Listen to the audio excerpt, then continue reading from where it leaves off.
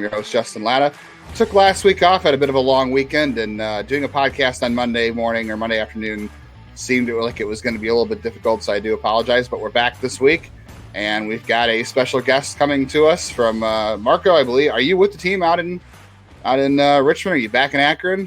Yeah, off day in Richmond, Virginia, getting set to play the Flying Squirrels this week. That sounds fun. Marco LaNave, the Akron RubberDucks broadcaster, and Marco, you're a lot of other places. Tell everybody else where they can find your work real quick. Sure. So I'm with the Akron RubberDucks, of course, during the baseball season, and I work in the front office during the off season. Also have done some fill-in work on WTAM 1100, doing some sports anchoring, filling in for Mike Snyder on their morning show. And then from time to time, I'm giving you some high school sports as well, here and there, football, basketball, that sort of thing. All over the place. Okay. Mike Snyder is a legend. I'm sure that's a lot of fun.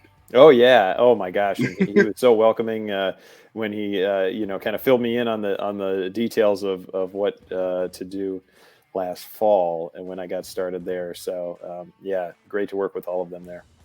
Awesome. All right, so the RubberDucks just finished up in Altoona, one of the teams we haven't really focused on yet so far this year on the podcast, at least not with a special guest, someone who sees them every day. So real quick, pretty good set of offense out in Altoona. Pitching was good too. I mean, it had a good rebound start from Joey Cantillo on Sunday after kind of a tough time out. What did you see from this most recent road trip, or this first series of a 2-series road trip? Yeah, Justin, I would say the trip to Altoona was quite encouraging. If you're a RubberDucks fan, following the Guardians, of course, as well. After struggling really to score runs and hit against the Portland Sea Dogs, the Red Sox affiliate, in the last homestand, the RubberDucks had a very strong offensive showing. They were hitting 300 as a team the first 5 games of the series. I think they ended up hitting like 280 or something as a team. In the 6 games in Altoona, won 4 out of 6 there. The 2 losses were both 1-run losses. And just a lot of encouraging signs. The team taking better at bats, pitchers finding some effectiveness as well. So overall, a positive start to this 2-week road trip. One of the guys I keep getting asked about on social media is Aaron Bracho. This is a guy who's obviously a former, I don't want to say top prospect, highly regarded prospect. He had a pretty big signing bonus. He came in with an exciting international class, and people were pretty excited about what he could do. And after the pandemic, he just really never rebounded. He had a good 2019 in the Hunting Valley, and things have not gone well for him since. But I believe right now he is he's third or fourth now. 6 home runs in the Eastern League. What are you seeing out of him? I know he was kind of up with Akron a little bit, didn't play all that great last year up there. So what do you notice the difference in him this year? I feel like I didn't realize this, but he is no longer a switch hitter either. Yeah, so he has gone to an exclusively left-handed batting and has 6 home runs to lead the RubberDucks team among some of the best, like you mentioned, in the league and the organization at this point. So that's probably the standout statistic, I think, for him. He's seen some time at second base, at third base, and designated hitter. So hasn't been in the lineup every day. He's played 19 games so far out of the 32, I guess, that the team has had. But I think the power numbers showing up are a big reason to keep him in the lineup because, like we saw on Sunday in Altoona, he gives you the lead with a go-ahead homer in the 6th inning, and that can turn around a game. So, a positive start to the season for Aaron Bracho in his first taste of AA ball. You feel like this is, I don't want to say, it's too early to say if anything's sustainable too much, but, you feel like this is something that, to keep an eye on throughout the year, that this might be something he could potentially be reemerging. And I don't want, like I said, not reemerging, but someone who's trying to gain some ground back as a prospect. Yeah, I would say, he's still 22 years old, and that's young for the AA level. We know that he was signed, 6 years ago with that international class, but an opportunity for him to come up against some pitching that's a little bit more like what he would see, in that major league level or major league talent, prospectively. And also the fact that, he's getting the barrel on the ball as frequently as he is with those power numbers is an encouraging sign, I think, for him just a month into the season. Joey Cantillo, we just mentioned him. He had a pretty good start Sunday in the finale in Altoona. Started that series at 3 1/3 innings, 3 runs, 4 strikeouts, 4 walks. That was off the heels of that 13 strikeout performance, which was pretty incredible. Rebounded Sunday, though, 4 2/3, 6 strikeouts, 2 walks, only a run earned that time. What do you think maybe the difference was for him between these last 3 starts? Obviously, he was phenomenal against Portland to start the month of May, and then struggled on Tuesday, but rebounded on Sunday. Yeah, so I think for Joey, what stood out to me in his latest start was how much he was attacking the strike zone and pitching in the strike zone. That's something that I talked with him about early on around the start of the season when he came here to Akron to start the year, a place where he'd been before, and about what is he looking for improvement. And he was about 2-to-1 strike to ball ratio on Sunday against Altoona. Just throwing his pitches in the strike zone and believing that the stuff is going to be good enough, in the strike zone. He gave up a home run again on Sunday. Both the home runs he gave up in the Altoona series were solo home runs. So, you're going to have that if you're attacking the strike zone, but the walks low and the strikeouts high. And the generating strikes for Cantillo has been a strong suit for him, and that allows him to go, a little bit deeper into the game. His 1 5-inning start was that 13 strikeout game, like you mentioned, and he almost got through 5. Got very close on Sunday. I kind of wonder how much longer he'll be in Akron. I know the rotation has been beat up a little bit in Akron. You got a couple guys in the IL, and obviously, won't have Espino this year, and Gavin Williams is already gone. But I do kind of wonder how much longer Joey Cantillo will be down there. Yeah, I think for what he needs to do and what he can control, I think he's doing a great job of controlling things. From his perspective, trying to be consistent. I think he understood coming into this year that consistency is what gets you to the next level, and that's what I think he's showing early on, and building up that case to be considered, whenever that pitching shuffle happens again for the Guardians, as we've seen it happen, with some regularity to start this season. Another left-hander that I'm a really big fan of. I was a fan of Doug Nikhazy the year he got drafted, and I was excited to see the Guardians take a chance on him. And then there's some days, the control is just not there, and it's hard to watch. And I'm sure that makes games long for you guys and for everybody else. But, the last time out, it was carbon copy the last 2 starts, though. I mean, literally 4 innings, 2 hits, a run, 3 walks, 5 strikeouts against Altoona. It was 3 against Portland at home last time out. But every time I watch that guy pitch, I feel like I see an inning or 2 where he throws strikes. The curveball looks great. He has a slider, and then he comes back out the next inning and walks 2 guys. And you're like, well, what happened to the guy last inning? But, I think it's great when you see flashes from him because, like I said, I'm a big fan of Doug Nikhazy, and I think he's a smart pitcher and has some good stuff. But you just want to see him put it more together, a little more inconsistent than Joey Cantillo, unfortunately. Yeah, I mean, so Doug's kind of younger as far as it is with a pro baseball experience. I mean, he's 23. I guess he's technically a little bit, maybe a couple months older than Cantillo is, but less baseball, pro baseball experience. Last year, his first full year, and he just got that taste of Double-A late last year. But visiting with him, he understands that the focus for him is to continue to attack the strike zone with his stuff, and he understands that his breaking balls, his curveball and slider are really exceptional pitches, plus pitches. So it's his job to go out there and throw strikes, and when he's able to do that, keep the pitch count down. I think the deeper he goes into a game, the better sign it is for him, because he's throwing strikes and he's getting his team off the field, which is his goal. Every time he goes out, and like you said, the last couple outings for him have been good. He's been more not only in the starter role, but in kind of a piggyback role at times that you'll see, and that'll happen again this week. He'll be in a piggyback role later in the middle of the week, but having that opportunity to go out there as a starter and sometimes as a piggyback guy. I think the deeper he can go, the longer with those innings, the better he off.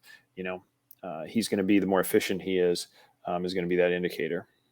Yeah, I still have a lot of hope that he's going to remain a starter. The control, maybe makes you wonder at times, but the stuff is so good when you watch him. You're like, that's a guy you would like to get 5 innings out of instead of just sticking into a bullpen role, because the talent clearly is there.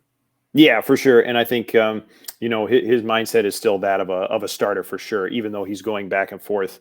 I think that more than anything, because Akron has as many potential starters or pitchers they're developing as starters, has put him in a situation where, every once in a while he is going to come out of the bullpen, but he's going to be expected to go deep in that outing, 3-4 innings perhaps. And the guy he's usually paired with is Jack Leftwich. That's a guy I was a fan of last year. Ended the 2022 season on the IL with an elbow issue, but he's been pretty strong so far, I would say. Last time out at Altoona behind Nikhazy, 4 innings, a run allowed, a home run, 2 strikeouts, and a walk. What are your first impressions of Jack Leftwich this year? Another guy I feel like kind of sits on that teetering edge of starter, reliever. He started last year. He has the good stuff, and the control is probably better than Nikhazy, but you just kind of wonder like what that future role looks like for him. Yeah, I think, like you said, it still remains to be seen a little bit, but similar to Doug, he's in a situation where they're kind of continuing the starter development track, and sometimes he is, that guy coming on a piggyback out of the bullpen, and that's what happened. Both he and Nikhazy pitched 4 innings in their last outing, and Jack is another one that we know he attacks the strike zone, and that made him get through those 4 innings in relief his last time out very efficiently. There was that one kind of blip where he wasn't able to get out of the first inning against Portland in his last start, but I think for him, impressive mentality on the mound, and competitive when he goes out there. And those are 2 talented college arms. I mean, those guys both pitched at really good programs. I mean, Florida didn't have the success Ole Miss did, but interesting to have 2 guys with the pedigree they had in college backed up next to each other. Yeah, both guys that pitched in the SEC. That the competition and the pressure pitching in those stages is really about as good as it gets at the college level for getting prepared for pitching professionally. And I think you see it from both those guys and how they approach their work and their development. Another guy who we're still looking to get back to where he was a couple of years ago, Bryan Lavastida, played a huge role in the Ducks championship in 2021 when he got there. And hitting wise, things just have not been the same for him. Unfortunately, he is no longer on the Guardians 40-man roster, passed through waivers. What do you, I mean, it looks like the bat, he's shown those flashes again over the last couple of series where he had a 2-hit game, he had a home run, he's pulling the ball more. Where do you think he needs to go to kind of refine what he has lost since 2021? Yeah, I think honestly, like you mentioned, the last several games, the last series for him has been a positive. He went through that experience, like you mentioned, being designated for assignment, and then that meant that he missed a week of game action. But now he's gotten back to catching the most frequently of any RubberDucks catcher at this point, and getting back to that offensive approach that was so big, like you mentioned.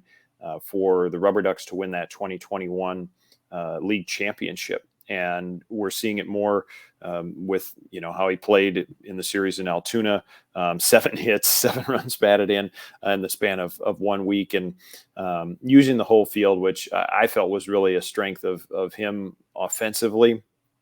2 years ago when we had our first impression of him in Akron, and he's, using the whole field to right, to center, to left, and is a big part of why the team was successful, I think, offensively in Altoona this past week. One of the guys he's catching who I think is kind of underrated prospect. No one's really talking about him, and you've seen him 12 times this year. That's Cade Smith, undrafted free agent in 2020, leads the Eastern League in saves with 10 now, 19 strikeouts and 16 in the third innings. You got to see a little bit of him last year when he got to Double-A. I think he was there most of the year, if not all year, but what have you seen out of him this year that has just made him so dominant as a closer for the Ducks this year? Yeah, so Cade was with the High A Lake County club to start last season. That's Had a right. strong start to the season. Came up to Akron midway through the year, and really struggled. I would say the first few weeks that he was with the Rubber Ducks. It could be tough out there on the mound, and a struggle for him. And I think he admits that as well, that there was growth and lessons that he had to learn last year while with the Rubber Ducks. But I think you saw a switch come during the season last year, and some of that mental approach in those pressure situations. And really, I think it's a great story of his turnaround to be able to go out and succeed in the highest pressure situations of games. He finished last year, the last 2 months from August into September.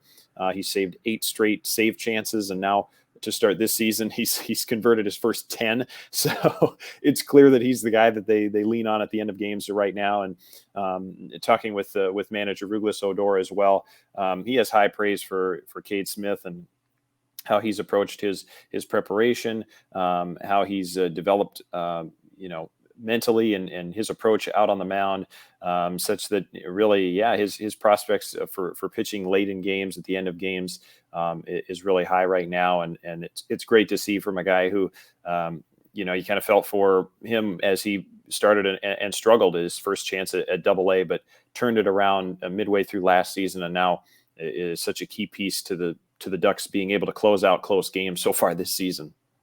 I kind of wondered how he was going to do this year. He was at camp early and pitching the World Baseball Classic for Team Canada. I'm sure there was a lot to take away from that. But you always wonder how those guys are going to perform after being in that situation. The World Baseball Classic, unfortunately, has mixed results when guys comes back, but has not been the case for Cade Smith, thankfully.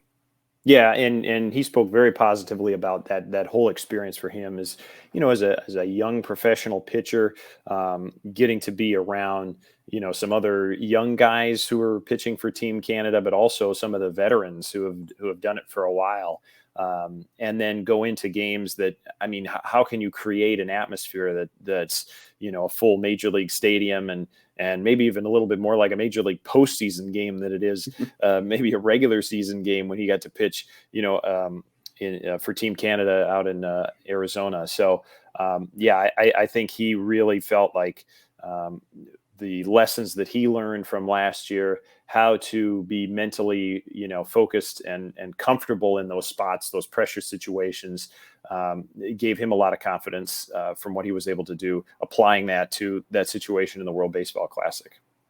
Yeah, pitching Canal Park doesn't seem as big when you're pitching in the World Baseball Classic against Team Colombia or Team USA and late in the game. I'm sure puts everything in perspective. One guy, I was really hoping he'd get off to a strong start because I thought he had a chance to be a top 100 prospect if he did get off to a strong start, started to make some lists. But Angel Martinez hasn't had the best start to the season, has shown some signs again recently, but not the best week for him in Altoona. But you saw him at the end of last year as well. He came up and it's a credit to him. He came up and settled in pretty nicely to Akron after he had that breakout in Lake County. So what do you think has been the issue for him this year? It just seems like the strikeouts are up. I kind of looked at like maybe the breaking balls are giving him a hard time up at that level because obviously see guys who locate breaking balls better. But what are your thoughts on his start to the season so far? Yeah, I think that contributes to some of it, like you mentioned, just seeing better pitchers who can try to exploit weaknesses now at this Double-A level. But I would say I was encouraged even by how he was in that Altoona series. His of course he's a switch hitter, and his left-right splits were maybe a little bit concerning in that the left side was not looking as strong, I would say, the first month of the season, but he was able to square up some balls and drive some balls and come through in a couple of spots in the Altoona series that were really encouraging from the left side of the plate, also from the right side too. But I think the staff here, likes his overall approach, his instincts and feel for hitting is there. So yeah, some refining to do certainly at the Double-A level. And again, he's only 21 years old. So he's the youngest, among the youngest in the league for this level. So I think some good things are going to happen for him. And this is right where he needs to be challenged a little bit and also learn from the experience that he gets here. Anybody else that I might have missed? I mean, I know Gabriel Rodriguez had a good series against Altoona. PD Halpin's off the IL. Anybody else that I might have missed that you think is worth mentioning from the past week or just the season in general that you've been impressed by? Yeah, for sure. Jonathan Rodriguez just recently now, he's got a 7-game hitting streak going after a slow start to the year for him. He's heated up. He's one of those guys that I think there are several guys like this that just that cold, uncomfortable weather to start the season in April coming out of spring training. It's a factor. I mean, you hate to make it, excuses, but I really think there's so many players, not only on this team, but others across the league that cold, uncomfortable weather does slow things a little bit offensively. But he's come on strong. He's got a dozen hits in a dozen games already so far in the month of May. So Jonathan has picked it up. One that's interesting that got recently brought to Akron was Corey Holland, and I think he's from the 2018 draft class, first time in AA, but he's hit safely each of his first 5 games for the RubberDucks. He came up when Halpin was put on the injured list a couple weeks ago, and in the little bit of playing time he's had, he's swung the bat well, had a big catch to finish the last homestand with a win against Portland. So he's one that is intriguing, I would say, from his early returns of his arrival. But I think overall this team has really taken some much better at bats. And you mentioned guys like Cantillo and Leftwich and Nikhazy. I would say Tanner Burns is another one that he got a year of experience last year with the AA Akron club, and talking with him about how he understands the preparation more that he needs to put in between starts, and he's applied those lessons this year to start the season. And manager Ruglis Odor also commended him for the work that he puts in that preparation before a start, in between starts, to be ready to go. And I think we're seeing some results there. So definitely some guys to keep an eye on. And as we know, it could be that several of these guys from this roster now are contributing in a big way with the big league team, even maybe next year, because that's what we saw from last year's roster. Yeah, Gavin Williams only needed 3 starts back. I'm sure you saw a ton of him last year too, and I was going to ask you about him real quick too. Did you notice any differences with him too? Because he seemed like he showed up to Akron and just blew guys away. The control was there, and just like that, he was gone. Yep. He came out of the gate ready to go. I think, the preparation that he put in the off season, ready to go again with the work in between starts. And that's what some, guys are learning. You can have great stuff, but there's some other work that you do as a pitcher to be ready to perform on that game day. And I think he's done that, and the elite stuff is able to shine, and it'll be exciting to see where things continue to progress for Gavin Williams. But that's great to see for a guy that is so highly touted, and for him to come out of the gate healthy, ready to go, and use his stuff not only to have success with AA but also AAA already is great to see. Yeah, it didn't take too long. All right, so Akron, you guys are at Richmond this week. Any thoughts on the Flying Squirrels for the upcoming week? What you're looking for from the RubberDucks? Yeah, so the second week of a road trip or a homestand, I think it's a little bit of a mental challenge because you've kind of had the same routine for a full week, and you kind of look to the end. Oh, we're getting to the end of this road trip, and so I think that how guys approach that is going to be interesting.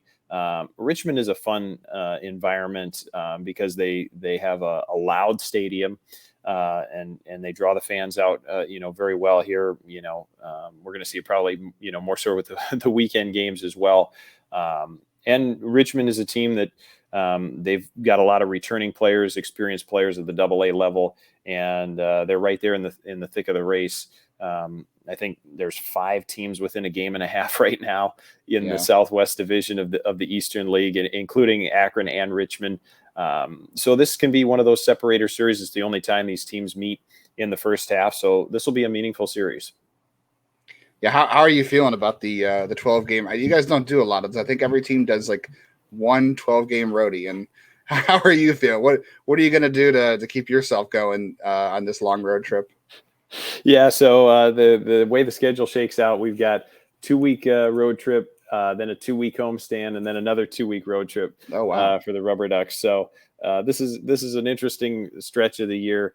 But yeah, I mean, for myself, trying to take in take in little breaks and enjoy the Monday off days too.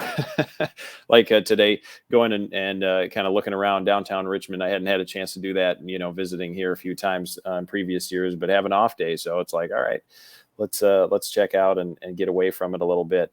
But excited to see these two teams go at it. Competitive games between these two teams last year, and excited and encouraged by what happened, I think, in Altoona, seeing the success that the team had there, winning that series, and hopefully can continue that going into this Richmond series as well. Yeah, all those teams except for Bowie. Bowie's furthest out, shockingly, because Bowie's always good, it feels like. But Altoona's a game and a half out behind Richmond, and everybody else, Erie, Akron, Harrisburg, all muddled right there. So this is, like you said, it's a big series, and things could get very interesting. Plus 29 run differential for Richmond. Wow. So they are having a pretty good year, despite the fact they're only a couple of games up. Anything you want to highlight? I know you guys are on the road for a little longer, but like I said, 12-game homestand coming up after this. Looks like you guys got some interesting promotions coming out. We're halfway to Halloween. Got an education day. Those are always interesting. I peaked in high school. Anything you want to highlight from the homestand coming up next week? Yeah, so 2-week homestand for the RubberDucks, like you mentioned. It starts all with Education Day, packing the ballpark on a Tuesday morning, May the 23rd. And then we've got our Military Appreciation Night that's going to come up on Friday, May 26th. And that weekend, Memorial Day weekend, we'll have fireworks shows Friday night, Saturday night, and Sunday night. So 3 straight nights of fireworks.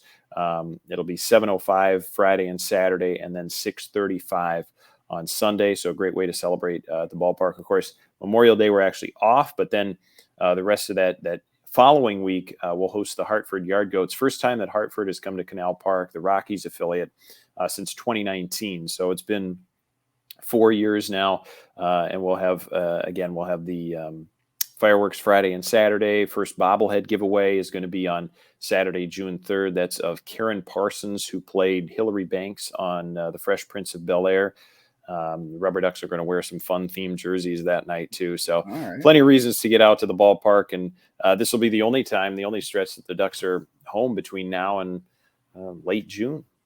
Wow.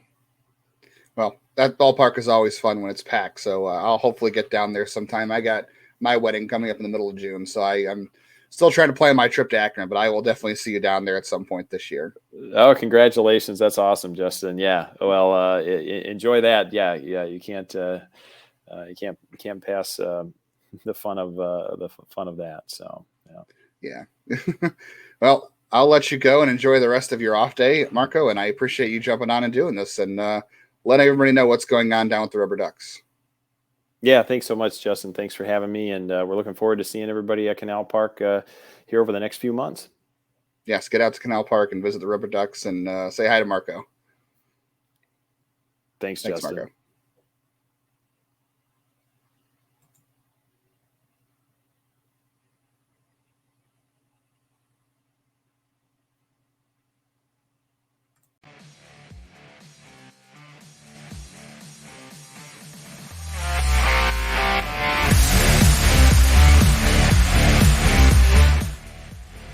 Well, I hope everybody enjoyed having Marco LaNave on from the Akron RubberDucks, filling us in on all things happening down at Canal Park, or actually in Richmond right now.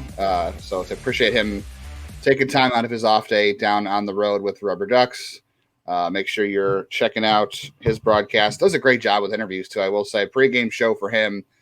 He always has, Ruggie Odor on there, a bunch of players. Always has some good interviews. before the Rubber Ducks games. Does a great job in the broadcast. Marco is really a professional, and get down to the ballpark when they come home in a week on the 23rd. Should be a lot of fun. That's a 12-game homestand for the Rubber Ducks, and be a good time to get to the ballpark. So we covered a lot of the Rubber Ducks players on there, I think, that were worth talking about. Let's get to some other headlines from the Guardians farm system for the past week. So George Valera finally back off the IL. He's played in 3 games so far, 13 plate appearances. He has a couple of hits, an RBI, 3 walks, 1 strikeout. His patience coming back so far has looked really good. He hit the ball hard a couple times, does have an RBI. Really looks like he's seeing the ball well coming back. One of those things you see when guys come off the IL, especially when they miss the start of the season. They look like they're always trying to play catch up. And for a guy like Valera being 22, and he knows he is super close to the big leagues, he can almost taste it. There's a tendency to want to come back and make up all those missed at bats very quickly, especially early in games. And he has not been over anxious at all, to say the least, which is not his style. He is a guy who always takes his walks and can be a little bit passive at times, but it's really good to see him come out and continue with that patience. And I don't think he was really passive at all in any of his at bats that I watched in the 3 games. But like I said, some of those guys have a tendency to want to come back and just make things up as fast as they can because of the time missed, and especially for a young player like Valera, who knows he is super close to the big league level. I said on Locked On Guardians, I wouldn't be surprised that if he plays well the rest of the month of May and into June, and if Will Brennan doesn't quite get things back together, maybe you'll see a guy like Valera get called up sometime in June if things are going, particularly well for him. Brian Rocchio continues to play well. Jeff brought up a good point on Locked On Guardians last week. If you haven't listened to that already, Amed Rosario is starting to heat up again, of course, because that's what he does in May. He finishes his offseason migration and looks good again as soon as May hits, and he's getting back to his normal standards. But he's back at an 84 WRC plus, and he's going to be about an average player. But he was a highly thought of prospect in the minors, much more highly thought of than even Brian Rocchio has been throughout his career. And Jeff brought up a good point. The production from Rosario in the minors was not that great. I mean, he consistently had OPSs that were like in the high 700s, low 800s. He had one year, and it was a brief stop in AAA in 2017 where he had looks like that was maybe a rehab. I don't know. 2017, he had an 833 OPS. That was his best stop of his minor league career. The year before was 874 in AA Akron, or I'm sorry, AA for the Mets, but that was an over 54 game span. So, really never had super strong indicators offensively in terms of power numbers, always below mostly 700, 800. I mean, his OPS has never really checked out. The walk rates never really checked out. The strikeout rates were about this, they were okay. They weren't great. Brian Rocchio, though, I mean, consistently, if you look at OPS in the minors, especially AA and AAA, I mean, this year, 883, this is the best start of his career. We talked about that. In 2021 in AA when he got there, 865. He got off to a rough start in Akron the second year, but he rounded to 780. And he's been a little bit younger, too, for those levels. Let's see, Akron, AA for Rosario was 20 at AA, and Rocchio was also 20 at AA, and now 21 at AAA. So kind of converging paths there, I would say. So that's interesting. But I still think the long-term Rocchio winds up being a better play than Rosario. I know we've talked about multiple times about how Rosario was as a top prospect, and he just hasn't panned out to where everybody thought he was going to. And you worry about Rocchio doing the same thing. But there are definitely some inconsistencies to Rocchio's defense at times, the same way there are Rosario's. The athleticism is apparent in both of them. And I don't know, being a switch hitter, and I think just being a little more patient and a better walk rate, a little bit lower strikeout rate. I think Rocchio can produce better numbers than Rosario long term. It depends on how good things look for him early on this year and how things pan out for him. I mean, it doesn't seem like we're going to see him this year the way things are going, unless the Guardians fall out of the race and they decide to trade Rosario. But anything could happen. Parker Messick, down in Lynchburg, Player of the Week, 7 shutout innings last week against Myrtle Beach. So he ends up the Carolina League Pitcher of the Week. Great to see from him. There wasn't a whole lot of video from that game. I guess Myrtle Beach didn't have a video broadcast that night, or something happened. But definitely one of his better starts of the season. Still sitting in that low 90s range, 89, 93. But has had a lot of good control down there. No surprise for him. One of those guys you hope they can find some more velocity for. Otherwise, he's going to wind up being, I don't know, I guess it's too early to put the statement on him. But, one of those guys they could squeeze more out of, putting him through kind of the pitching pipeline. But 27% strikeout rate, 7% walk rate so far this year. He has struck out 27 and 24 innings, just 7 walks, 3 earned runs all year, 1 earned run allowed. He's a guy who should be at Lake County, to be honest with you. The level he was pitching at in college in the ACC is way better than anything he is seeing at low A. That's true for a lot of guys. I mean, look, Lynchburg already has over 100 steals on the year. Nate Furman, we've talked about him multiple times in the podcast. He's got a bunch of steals and a bunch of more. He's got more walks and strikeouts. He's got more steals and strikeouts. I mean, it's absolutely insane what he's doing down there. And then same goes for Parker Messick. He is off to a good start and should only be a matter of time before he gets to Lake County. But they're typically conservative about when they promote these guys, and a lot of it has to do with how they replace the innings too. So I think Angel Janau shouldn't be too far away from getting back to Lynchburg. He has been playing in games out in Arizona, extended spring training, so he should be built up pretty soon and should get back to Lynchburg. And I wouldn't be surprised. I mean, again, it depends on how they can find playing time for, I was going to say, Juan Brito could be a guy that goes to Akron. But if Furman goes to high A, you've got to find playing time for him. And you've got, Milan Tolentino and Juan Brito and Christian Cairo. And there's a couple guys on that list where, you don't necessarily need to be giving playing time to over a guy like Nate Furman, who should be a priority, especially at high A. And same with Brito. I mean, we talked about Aaron Bracho with Marco kind of being resurgent in Akron, but, you've also got guys like Marco Gonzalez and Jose Tena has to play every day, even though he's struggling. Marco Gonzalez kind of fills in wherever. Joe Narano is locked in at first. Angel Martinez needs at-bats, so there's not a lot of at-bats for Brito at AA. That's part of the issue. And in Lake County, you've got Diane Frias who needs at-bats every day too, and Yordis Valdez. So really it just winds up being about at-bats, and it's unfortunate that is the case right now, because this is why Jake Fox has really only played the outfield in Lake County, because there's nowhere for him to play, with Brito switching between second and third, and Frias playing third and second and short, and Miguel Cairo, I almost called Miguel Cairo, who's that, Christian Cairo, playing third and second. So it's just about playing time. So Jake Fox ends up being an outfielder. So yeah, Furman definitely needs to get to high A, and Brito belongs in AA as well. Just watching him a couple times, but it's, like I said, it's just a lack of playing time. Maybe there'll be an opening in Columbus. I mean, they seem to be short at infielders too. I mean, they only have Rocchio, Schneemann, and Delgado right now, with a couple guys up in Cleveland. So maybe, a guy like Marcos Gonzalez can go up there and not have to worry about playing time for him. Angel Martinez isn't ready for Columbus full time. Bracho's not, certainly. Gabriel Rodriguez certainly isn't. Jose Tena certainly isn't.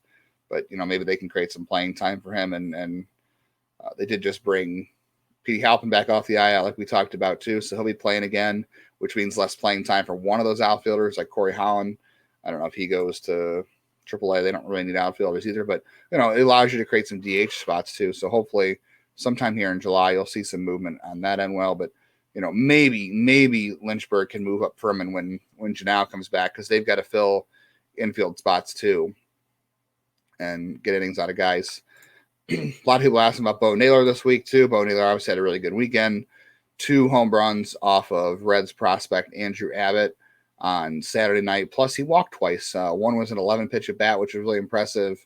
The other one, I think it was a 6-pitch at bat. And then he also threw out 2 or 3 runners. So Naylor is not having a great year defensively, throwing out runners, unfortunately. And I promised a couple people on Twitter that I would do some digging into the video and see what's going on there. And I mentioned this on Locked On Guardians too, that often when you're watching this stuff, see how often a pitcher is even giving the catcher a chance to throw a runner out, because it's not like the pitch clock and the disengagement rule in AAA is new for Naylor. So that is hurting a lot of catchers at the major league level. That's why we've seen caught stealing rates come down from like 25% to 15% at the major league level.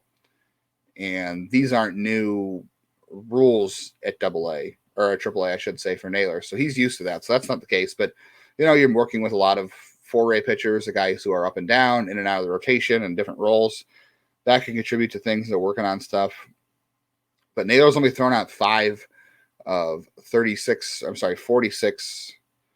runners who have tried to run on him. So that's not a great percentage. So I'm going to look at the video and see what's going on. But, I know we talked on Locked On Guardians about service time being a thing and how the Guardians catchers are without a hit in quite some time, April 29th. And Naylor certainly would improve that, and you can find offensively time. And maybe Naylor would also benefit from major league instruction catching-wise. Not that the Guardians don't have good catching coaching down at the minor league level. You've got Luke Carlin down there who can work with catchers. This was a good manager at Lake County. And, but maybe working with Sandy Alomar ends up being a lot better. Maybe working with Mike Zedino. I know he hasn't really had a great season himself, but he still is a veteran. He's done it before, and he's had a good arm throughout his career and throw runners out. So maybe working with him would also help him out as well instead of doing the minor league level. But, throwing out runners continues to be a problem for him, and that might be what's holding him back from coming up to the major league level at this point. All right, and lastly, Ethan Hankins, I saw his second start back with Lake County last weekend. About 92 to 95, consistently hit 97 a few times. The fastball, plenty of hitters in that Great Lakes lineup who, consistently a good lineup. The Dodgers know how to develop hitters. They know, and hitters at that level are often very good because they're older, but they're also well developed, and they just don't have a lot of room at AA for those guys either. But Great Lakes offense always performs well when they play Lake County, and I think Hankins was really good. Like I said, 92, 97, he had the big slider, or the big curveball. He said he's working on a slider. He feels good. He's working on getting to his pitches with spin again, and he'll be at about 60 pitches, about 4 innings the next time out, depending on how things go for him. But he looked really good, and he looks really confident and comfortable. He is much taller and leaner than the last time I saw him in 2019. So conditioning has improved for him while he was out in Arizona. And he just seems, like I said, he seems like he grew a little bit. But also I think from a mental standpoint too, he has grown a lot. I think he appreciates the game a lot more. Just because the time away has been so tough for him. It's tough for any player when they're rehabbing like that. So I think that has helped him grow up quite a bit too. And I still have a lot of confidence on where he's going to go from here. The stuff still looks like it's there. You're not going to get it all back in 1 or 2 starts. It may not completely come back this year. The first year after Tommy John actually last year was his first year after Tommy John, but then he had back and ankle injuries last year and some health issues that were not physical injuries that kept him off the mound. So this is really a second year back from Tommy John. So he just really needs the reps right now. And the fact that he's hitting 97 as he builds up his stamina and his strength again and gets comfortable back on the mound, I think you'll see it pop more consistently. But hitters were definitely late on the fastball when he was running it up there to 97. So that's good. The life is there. And as he builds up, it could get better. So the curveball was still big. He's still working on spotting that consistently. I will leave you this week with 2 interviews I had with him. So I talked to Ethan 2 weeks ago before his first start, the day before his first start back since 2019 at Classic Park. And then I talked to him again after his second start last Saturday. So I'll leave you with those 2 interviews as I get out of here this week. Thanks for listening. I hope everybody enjoyed the interview with Marco.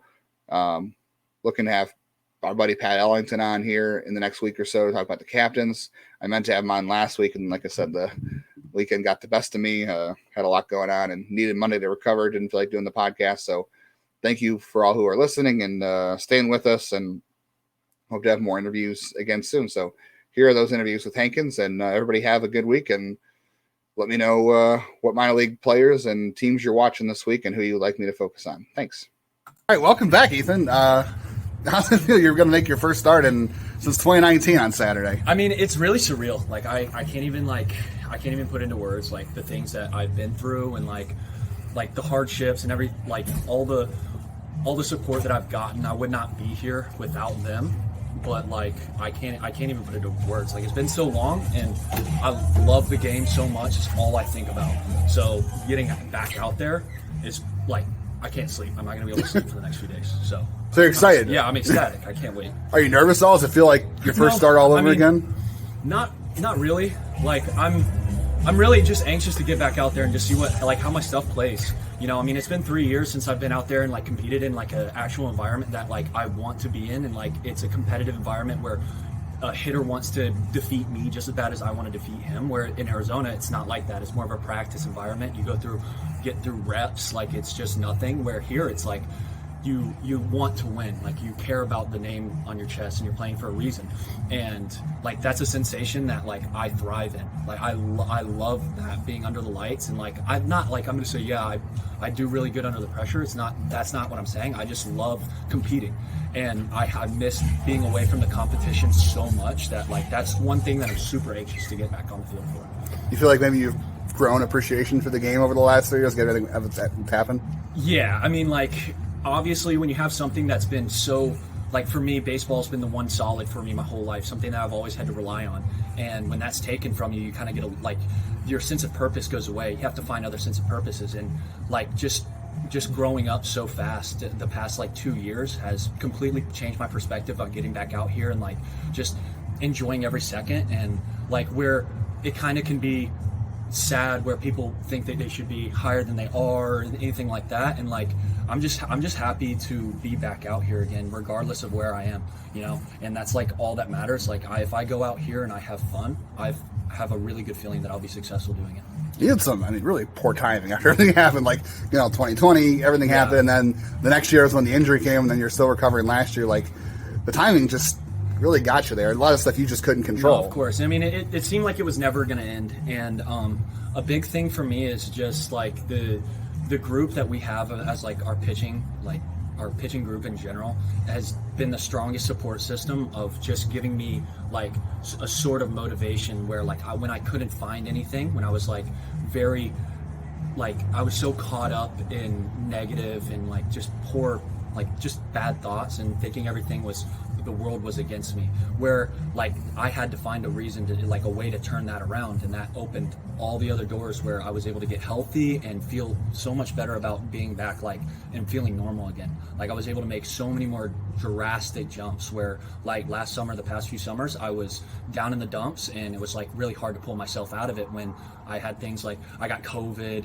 and then like I hurt my back or like twisted my ankle, and just like it seemed like it never ended. So like being able to take a step back and being like, okay, like I'm going to be back out there eventually, like it made it a lot easier. Let's talk about the good stuff. You feel like your stuff's in a good place? I heard some good things from Arizona. Yeah. This is probably the best I've been throwing since, I mean, after COVID, before right after I got hurt. I'm locked in. Like I'm super excited for what's to come, and I mean I'm not put too much pressure on myself to perform. Just go out there and get eased back into things, and I feel like if I put too much pressure on myself, I'm not gonna bounce back the way that I can if I just go out there and just have fun and just like compete. What's the plan for you right now? Do you have any idea how you're going to build up or what you're going to be doing for the short term at least? So, I mean, shoot, I only really know the next like week or so. I know that I have 2 innings on Saturday, and then I'll probably progressively build up an inning at a time. But, you know, I just need to keep working like everything in the weight room and rehab and all that stuff, physical therapy, stay consistent with that.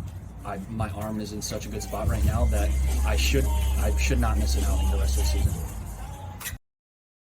Just we talked last week, but take me through just being back around the mound, how it felt. I mean, it felt good. That was probably the first time I felt like myself. I felt really comfortable. I was able to focus on my delivery, but also execute pitches. I mean, I felt like myself, and every single time I touch the mound, it just gets better and better. So, I mean, obviously, I'm so excited to be out here again. So, being able to control that just makes it a lot better to be out there.